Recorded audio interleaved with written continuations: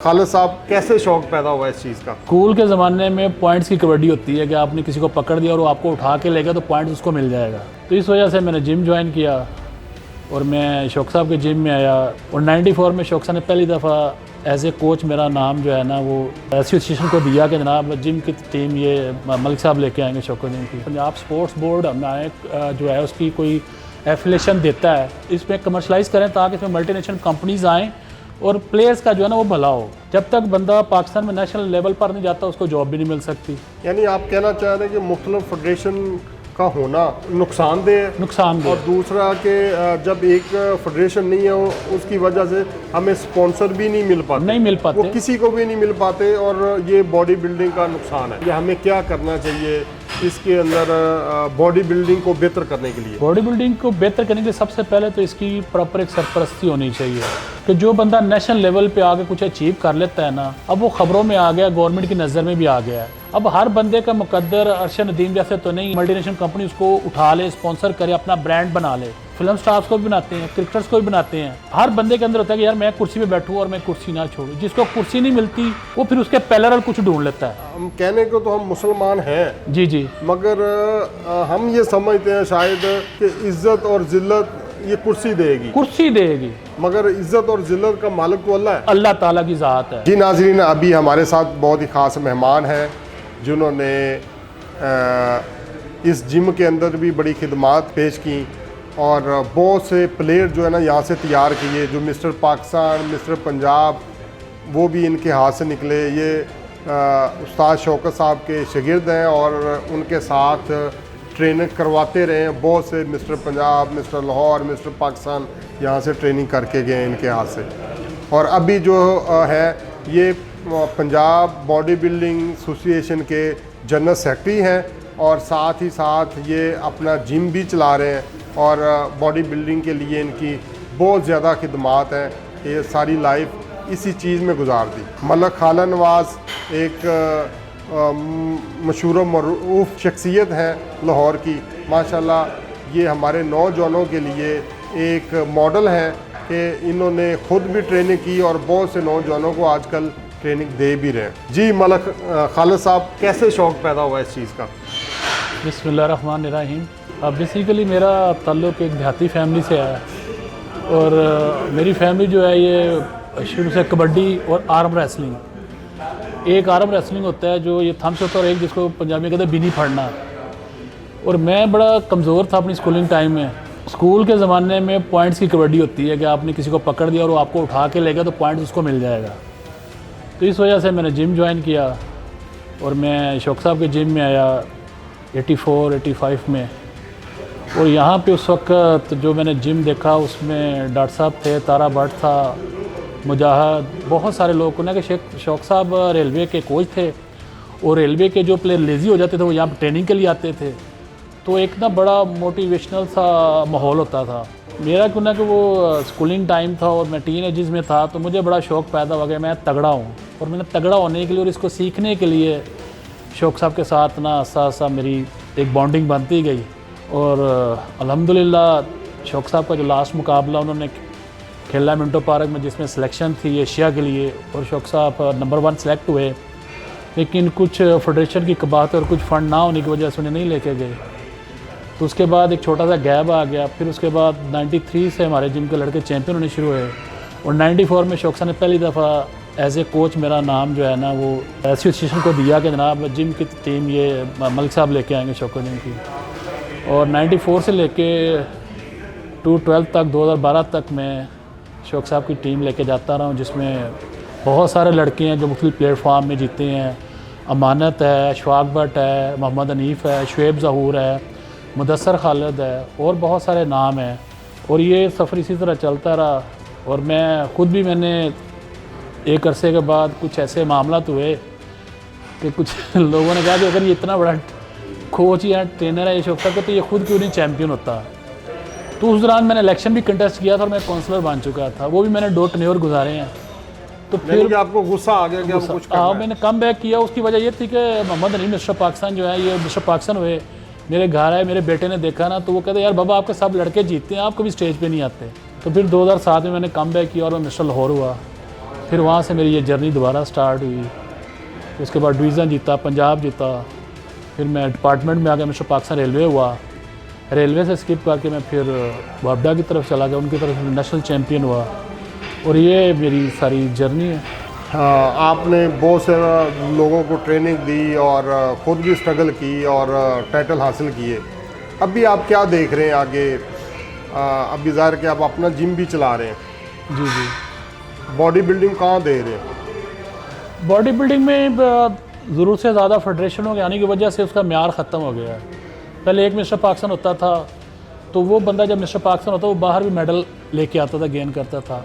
अब यहाँ पे वो इतने अजीब से मामलात हो चुके हैं कि जो बंदा चैम्पियन होता है, एक ये भी वजह है कि बॉडी बिल्डिंग प्रमोट ना होने की, कि एक फेडरेशन जो है वो तो प्रॉपर प्लेटफॉर्म पे है, जिसको ओलंपिक्स ऑन कर रही है, जिसके साथ डिपार्टमेंट चल रहे हैं, और कुछ फेडरेशन है उन्होंने वैसे एफिलेशंस इंटरनेशनल ले ली हुई हैं, और वो यहाँ पे उनका वो सिनेरियो नहीं है, ना उनके साथ कोई डिपार्टमेंट है, और फिर ये है कि वो प्लेयर को उस तरह सहूलतें भी नहीं देते, रिवार्ड भी नहीं करते। अगर एक बंदा मिस्टर लाहौर हुआ है तो आप उसको एक खाली टाइटल बेल्ट पकड़ा देते हो या प्लास्टिक का कप पकड़ाते हो, ये नहीं है। अब हमें मौका मिला तो हमने 2022 में भी अल्हम्दुलिल्लाह मिस्टर लाहौर हुआ है, उसमें हमने 2 लाख रुपया दिया है मिस्टर लाहौर को, और 1 लाख रुपये जूनियर को दिया है, और जो बकाया कैटेगरी हैं जिसमें फजीक और मास्टर है उनको भी 50-50 हज़ार रुपया दिया है, और ये इससे पहले लाहौर में नहीं हुआ।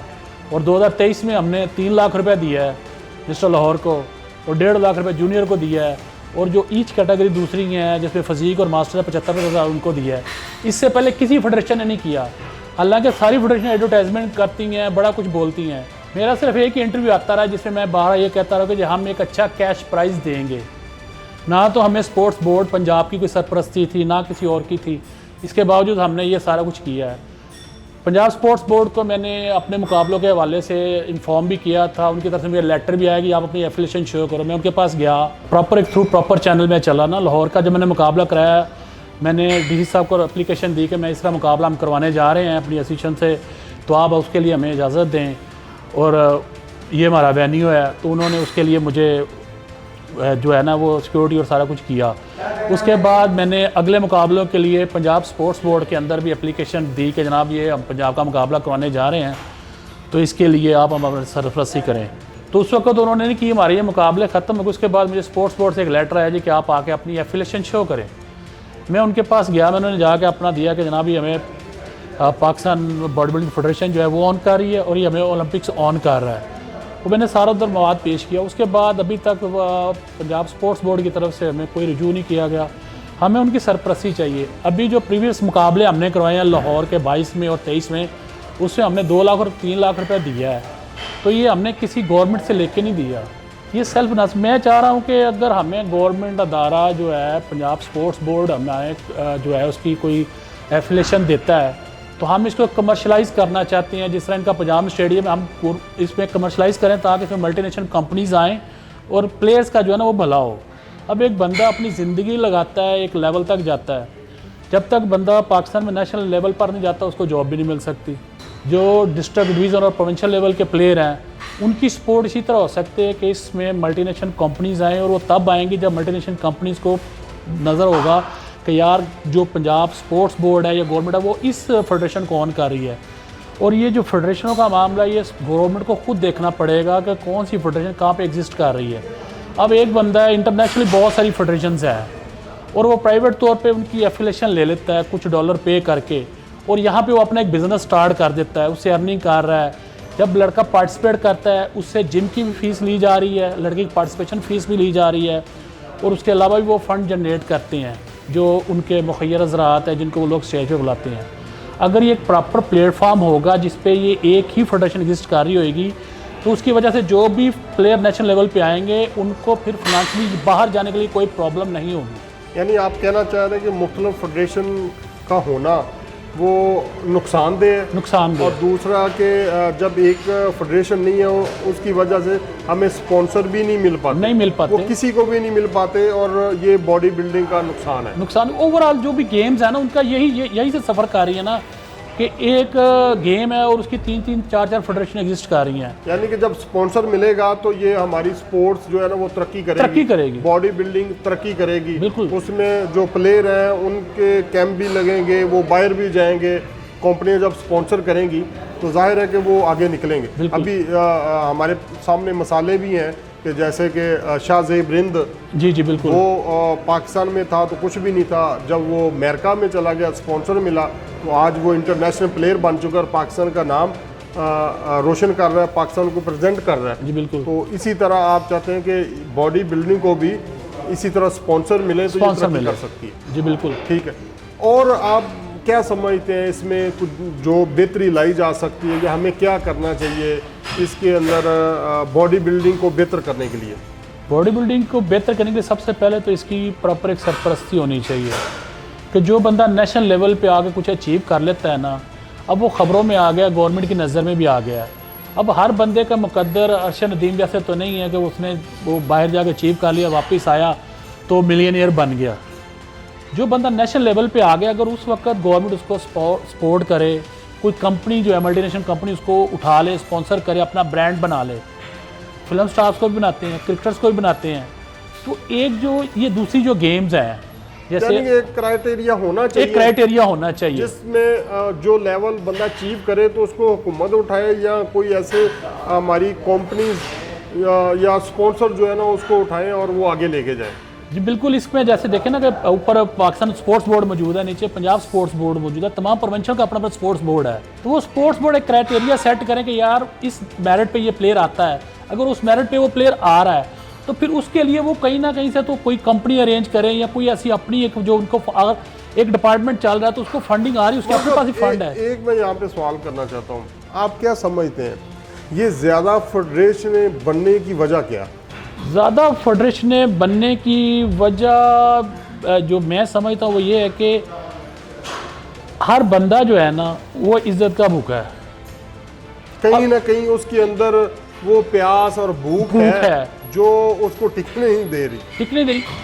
देखिए ना, हर बंदे के अंदर होता है कि यार मैं कुर्सी पे बैठूं और मैं कुर्सी ना छोड़ूं। जिसको कुर्सी नहीं मिलती वो फिर उसके पैरेलल कुछ ढूंढ लेता है। हाँ, हम कहने को तो हम मुसलमान हैं जी जी, मगर हम ये समझते हैं शायद कि इज्जत और जिल्लत ये कुर्सी देगी, मगर इज्जत और जिल्लत का मालिक तो अल्लाह है, अल्लाह ताला की ज़ात है।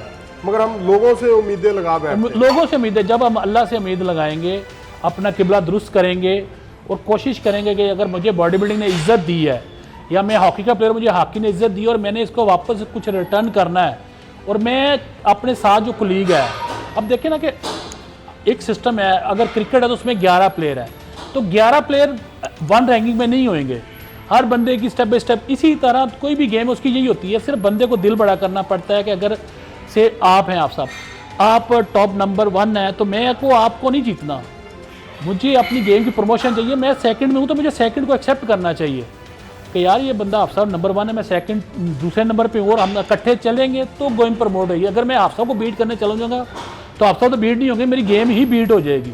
मैं बॉडी बिल्डिंग या कोई भी ऐसी गेम है जो इंडिविजुअल गेम है उसके लिए कुछ नहीं कर सकूँगा। वो तभी हो सकता है जब हर बंदा ये सोचे कि यार मुझे इस गेम ने इज्जत दी है और मैंने इसको रिटर्न करना है। जब वो ये सोचेगा, फिर अब यहाँ पे होता ही है कि बॉडी बिल्डिंग है, एक स्टेज पे 10 कैटेगरीज हैं, 60 से लेके 100+ तक। अब वो 10 लोग जो हैं वो पहले अपना वेट जीतते हैं, फिर वो 10 के 10 लोग एक दूसरे के अराइवल है। उनको ये सोचना चाहिए कि ये स्टेज पे अराइवल है, स्टेज से नीचे उनको एक दूसरे के साथ कंधे से कंधा मिला के अपनी उस गेम को प्रमोट करना चाहिए।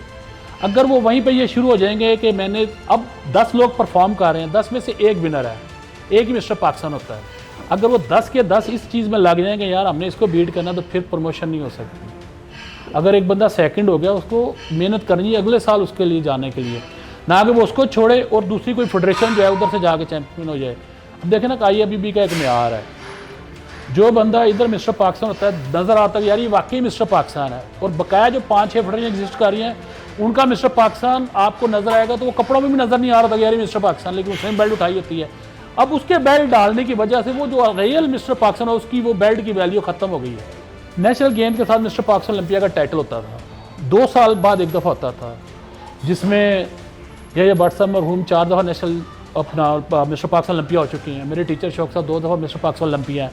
लेकिन अब कुछ फेडरेशनों ने ये क्राइटेरिया नाम ही अजीब सा साथ जोड़ लिया है कि ये ओलंपिया पाकिस्तान है, यानी कि उन्होंने उस टाइटल को ही डी वैल्यू कर दिया है।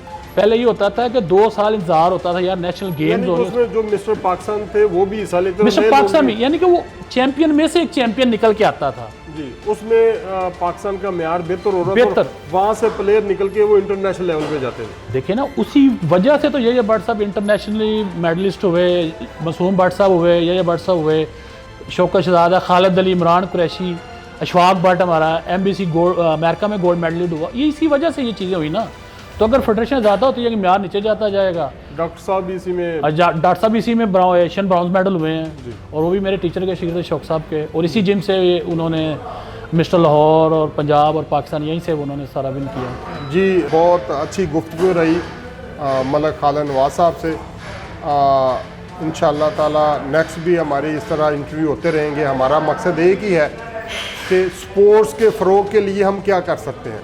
हमारा चैनल बनाने का मकसद भी यही है कि हर स्पोर्ट्स को किस तरह ऊपर उठाया जाए। अगर हम देखेंगे हुकूमत की तरफ तो शायद ये स्पोर्ट्स ऊपर नहीं जा सकेगी।